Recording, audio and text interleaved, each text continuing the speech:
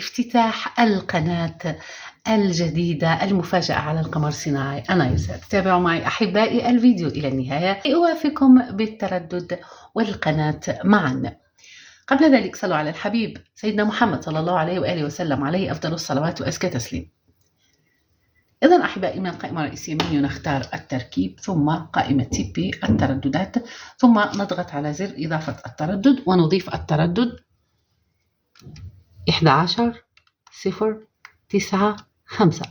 معدل الترميز 27500 والاستقطاب أفقي H. هذا التردد افتتحت عليه قناة رائعة جدا، قناة جديدة تحمل اسم أسرار. القناة ممتعة جدا.